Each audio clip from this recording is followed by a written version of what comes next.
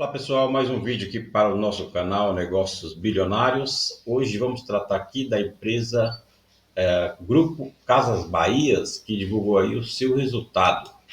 Mas antes de começar, peço aqui a ajuda de vocês para contribuir com a inscrição, aqueles que estão assistindo os vídeos. Então pessoal, vamos falar hoje das Casas Bahia. Ela divulgou aí resultado na noite de quarta-feira, quarta para quinta-feira, e quinta-feira aí ela fez um ótimo movimento aí de alta, tá?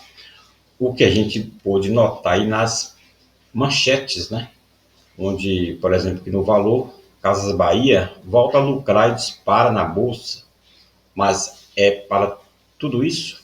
Pergunta aqui a manchete do jornal, tá? Então ele descreve aqui, né, que a empresa reportou um lucro líquido de 37 milhões. Infomoney também vem na mesma pegada e traz que o Grupo Casas Bahia reverte prejuízo e lucra 37 milhões no segundo trimestre.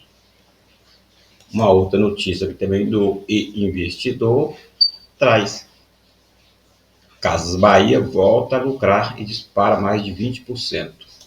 E seu dinheiro também traz aqui: Casas Bahia supera a projeção, quebra a sequência de prejuízos e anuncia lucro de 37 milhões no segundo trimestre.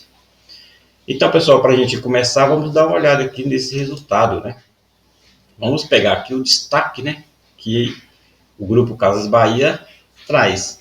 Então, fazendo a leitura aqui, ó, o Grupo Casas Bahia completa o primeiro ano do plano de transformação com entregas consistentes, apresenta resultados do segundo trimestre de 2024 com melhor fluxo de caixa livre semestral dos últimos 5 anos, avanço sequencial da rentabilidade e conclusão do reperfilamento da dívida. E aqui vem os destaques, né? Fluxo de caixa de 92 milhões no segundo trimestre de 2024, né? Frente a um prejuízo de 84 milhões no semestre, né?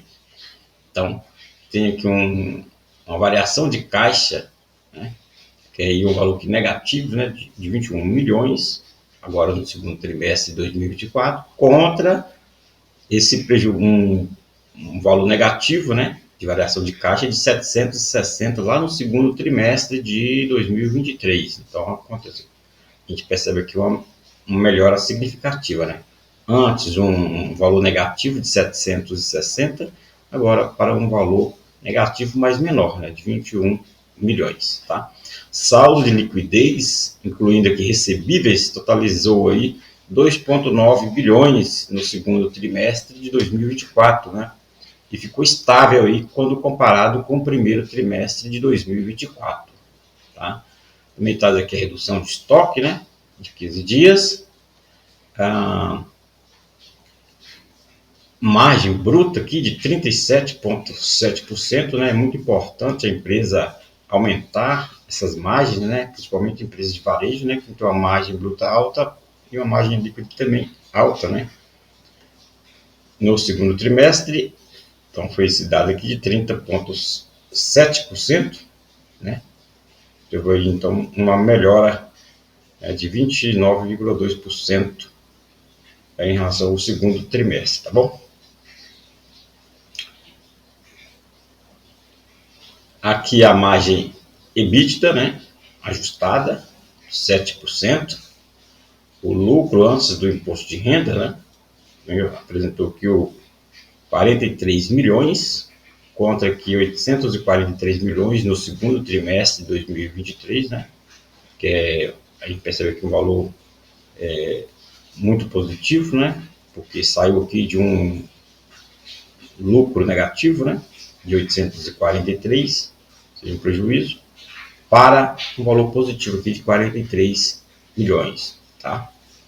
E o lucro líquido, né, já descontado o imposto de renda e outros tributos, apresentou aqui um lucro líquido de 37 milhões, né, contra aqui, né, os 492 milhões de prejuízo que foi apresentado aí no segundo trimestre de 2023. Tá? traz também a monetização, né, tributária, né, de 357 milhões agora no segundo trimestre, contra 218 milhões no segundo trimestre de 2023, né, então tem uma alta aí, tá? E uma outra coisa interessante que a gente pode olhar aqui, pessoal, é o fluxo de caixa, né? Então aqui, pessoal, o lucro, prejuízo do período no primeiro trimestre de 2024 foi de 261. Agora apresentou no segundo trimestre de 2024, apresentou aí um valor, um saldo positivo, né? Um lucro positivo de 37 milhões. Tá? Lucro de caixa após ajustes, né? Também teve aqui um aumento significativo, né? Em relação ao primeiro trimestre de 2024. O caixa líquido gerado nas atividades operacionais, tá? Foi de 124 no primeiro trimestre de 2024 e agora no segundo trimestre aumentou aqui para 424 milhões. O caixa líquido gerado nas atividades de arrendamento, né? Então aqui um valor negativo de 252 no primeiro trimestre e agora 255 no segundo trimestre de 2024. O caixa líquido gerado nas atividades de investimento, né, foi de 48, né, valor negativo, aqui no primeiro trimestre, também negativo aqui no segundo trimestre de 2024, que apresenta aqui um fluxo de caixa livre, né, um valor negativo aqui de 176 milhões e um valor positivo aqui no segundo trimestre de 2024 de 92 milhões. Captações líquidas, né, apresentou aqui também um aumento e o pagamento de juros, né, diminuiu em relação ao primeiro trimestre. O que a gente pode olhar aqui no caixa líquido gerado nas atividades de financiamento, e é onde a gente percebe que, apesar desse valor negativo aqui no segundo trimestre de 2024, percebe-se que é bem menor do que isso aqui do primeiro trimestre de 2024, de 502 milhões. Tá? Então, apresenta aqui, apesar de um valor negativo, né, uma melhora muito grande, se comparado aqui aos prejuízos anteriores, tá? Então, com isso, pessoal, o que a gente pode perceber é que a empresa está aí buscando, né, melhorar as suas operações, né, e principalmente depois, né, conforme que a notícia do valor traz, né, o resultado positivo refletiu o processo de reestruturação da companhia com a renegociação de dívidas no âmbito da reparação extrajudicial. Ou seja, quando ela produziu aqui com seus credores essa recuperação extrajudicial, né? Ou seja, jogando suas dívidas lá para 2 anos, 2026, 2027, ela conseguiu aí se estabelecer e trabalhar mais o seu operacional, trazendo aí esses frutos, né, apresentados aí, né, nesse resultado. Antes da gente dar uma olhada no gráfico da BIA 3, podemos dar uma olhada aqui no status invest, né? Então a gente consegue olhar aqui alguns dados, né? Por exemplo, que o PVP, que indica a empresa extremamente não chega a ser descontada, porque como é uma empresa que apresentou lucro agora desse trimestre, mas se comparada aqui com o seu patrimônio, ela está assim bem amassada, né? Eles fizeram o que pôde com ela, jogando aqui, ó, que significa que o preço, né, da ação sobre o valor patrimonial por ação está em 0,14. É quase uma coisa que vai, como se fosse um produto valendo R$100, você está comprando ele por R$14. Tá? Só para você ter aí a magnitude, né, desse amassamento aí que o pessoal, que a empresa, né, produziu, porque é ela mesma que criou toda essa situação apresentada aí nos últimos trimestres, né? Vamos dar uma olhada aqui também, para a gente poder verificar aqui o patrimônio, né, dela. Então, de 3 bilhões e 242 milhões. A gente percebe que a dívida bruta dela é extremamente alta, né? 8,8 bilhões. Tinha aí, né, antes aí do resultado, essa disponibilidade aqui de 1,8 bilhões, né, e uma dívida líquida aqui de 6,9 bilhões. Tá? E o valor de mercado, ó, se comparado aqui com o valor com patrimônio líquido, né, 456 milhões de reais. Né? Então você percebe que um valor em relação ao patrimônio líquido muito baixo, extremamente amassado aí, vinha apresentando aí nos últimos resultados. Podemos dar uma olhada aqui então no gráfico, para a gente ver aqui a situação da BIA, né?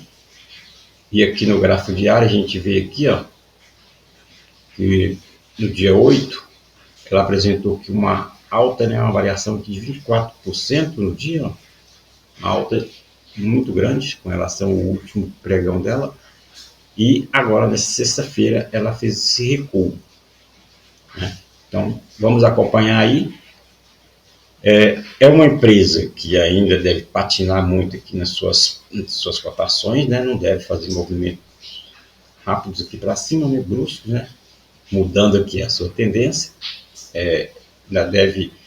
Seria o mais interessante que ela começasse a lateralizar aqui, até para que no decorrer dos próximos trimestres, né, ela possa vir a fazer um movimento de alta e, quem sabe, quebrando aqui essa sequência. A gente pega aqui o gráfico dela mensal, né? A gente percebe que esse último topo dela aqui, ó, lá no mês 1º/7 de 2020, ela bateu esse topo. Depois de lá para cá, só teve queda aqui, uma queda de quase 100%. Tá? Então, uma empresa extremamente aí amassada, e podemos fazer agora é acompanhar.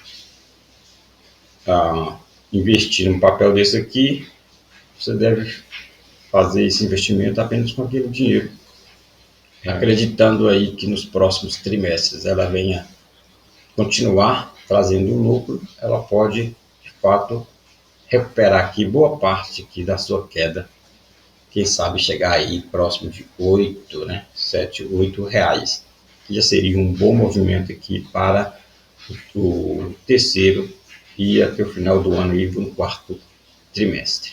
Então, pessoal, voltando aqui, finalizando o vídeo, agradecer a todos que têm inscrito no nosso canal, que estão assistindo os vídeos. Muito obrigado e continue aí nos ajudando.